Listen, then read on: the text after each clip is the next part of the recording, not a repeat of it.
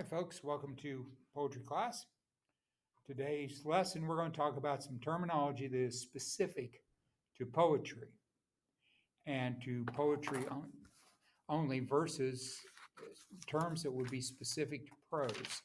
So let's get started here. Let me flip my page around so it looks right. All right, we're going to just get going right into it. First term we want to talk about is verse.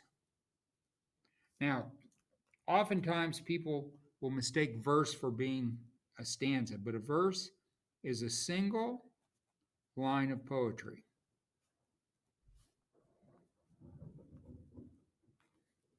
That's the single line.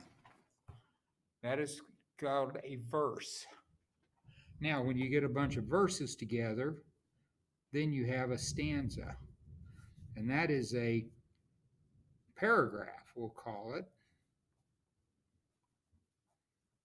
of poetry. And there are breaks between. Now, there are some poems that have one stanza. They might have 30 verses, but only one stanza.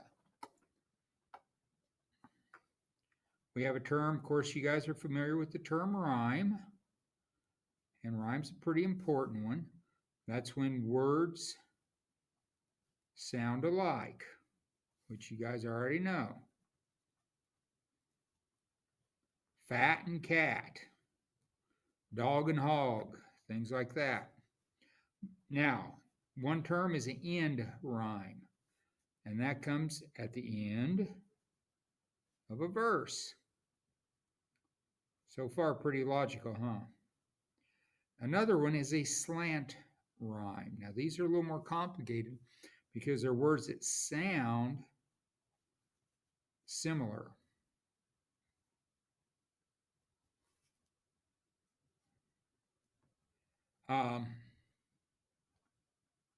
Cat and swat might be considered a slant rhyme.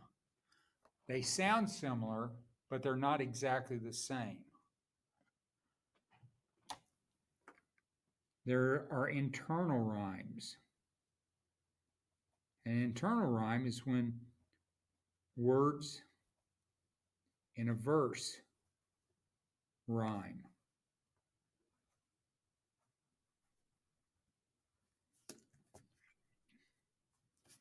Bob grabbed the cob and hit the blob. We have bob, cob, blob. Those are internal rhymes. You run across those sometimes. Another thing we need to know about are rhyme schemes. Rhyme schemes are the patterns of rhymes. That's the pattern of the rhyme. So you guys probably have heard this one. Mary had a little lamb.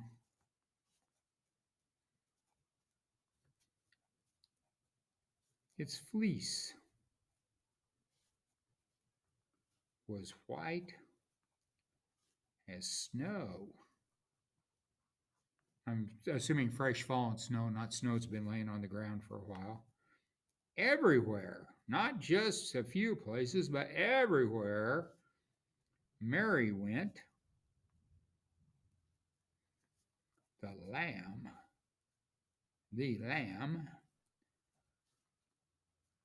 was sure to go. I would imagine that made bath time a little bit rough, unless they had a really big tub. Now, so let's look at rhyme scheme. What you do is you look at the last word of each verse and you label them. So A, then snow does not rhyme with lamb, so that's B. Now, went doesn't rhyme with anything, so that's C. But the lamb was sure to go. Go and snow rhyme, so that's B. So your rhyme scheme is A, B, C, B. Now, sometimes you'll have A, B, B, A, B, C, D. So this is called the rhyme scheme. with each new stanza, you pick up the lettering where you left off. So in the next stanza, we would start with D, E, F, and so on. And we'll get into this a little bit more. We'll do some examples. We'll look at some different things to go with it. The rhythm, that is the beat of the poem. That's how it sounds. Like Mary had a little lamb, its fleece was white as snow. Everywhere that Mary went, the lamb was sure to go. In fact, I left out the that. Let's get that in there. So that's the rhythm. Now, rhythm is measured by meter. And meter is the pattern of stressed and unstressed syllables.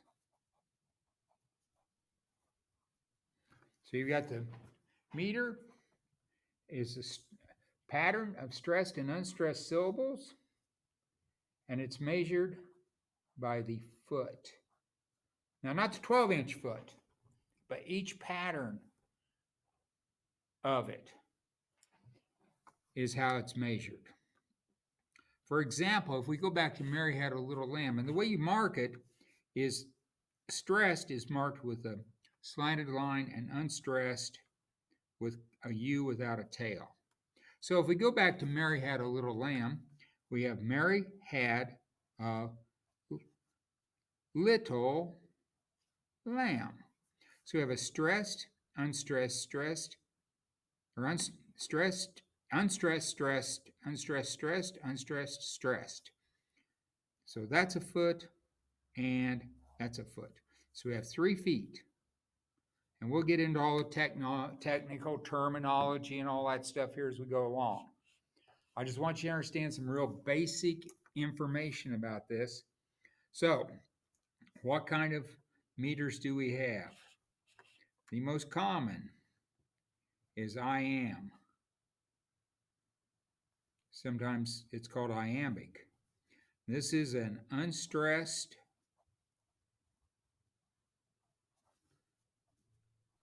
and then a stressed syllable. You guys heard the song Amazing Grace? We aren't going to write out the whole thing. Amazing Grace, how sweet the sound.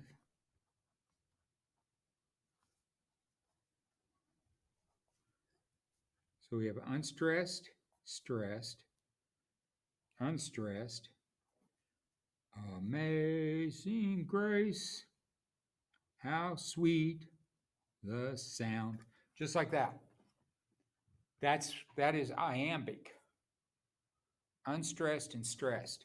The other very common one is called trochee. And that's where you have a stressed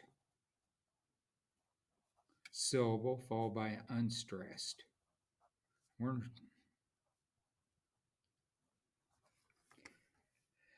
example of that is from Macbeth. You guys have probably heard this quote. Double, double,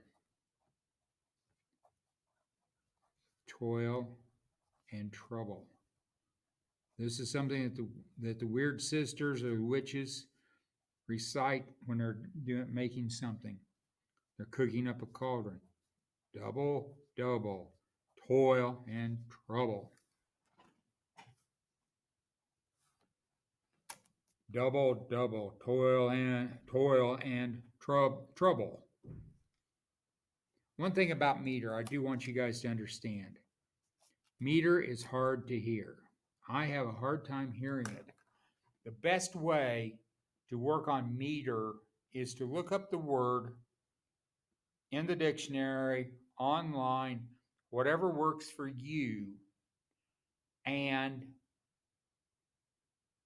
mark the stresses that way. I'm not going to hold you to marking stresses unless you have dictionary in hand. Now, when we do some analysis, or explication as it's called, then we will have some situations where you may have to discuss what is the meter of this poem and how many feet are there per meter or per verse. So those are things to keep in mind as we go along. Now, another one that you run into is called spondee, and that is stressed and stressed. You guys may have heard this poem. Tiger, tiger, burning bright.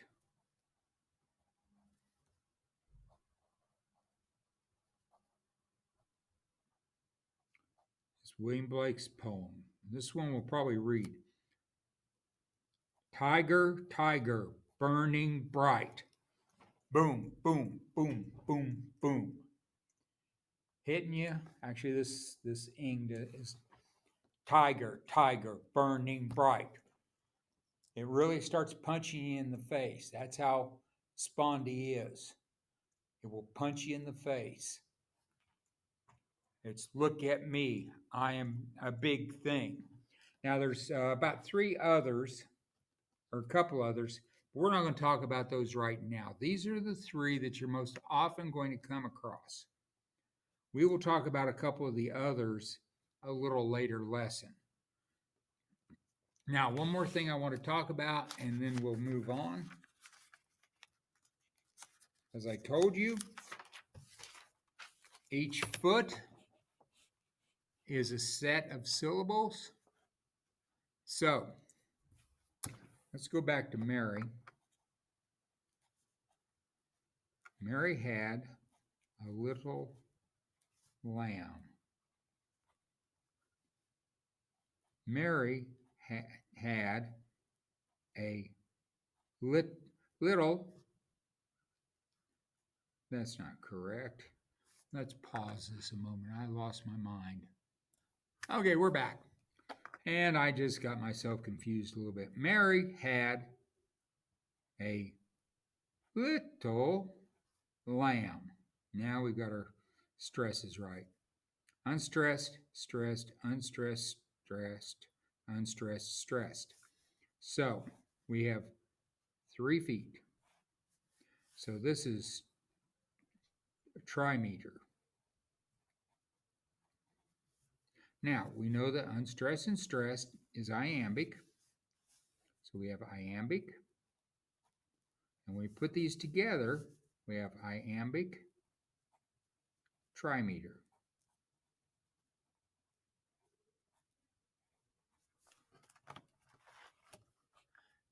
And each of these meters adds to, or each of these meters are listed out. So you have mono, 1, di, 2, tri, we know is 3, tetra is 4, penta. Now, you guys have probably heard with Shakespeare, he wrote an iambic pentameter. So he had 5 feet per line.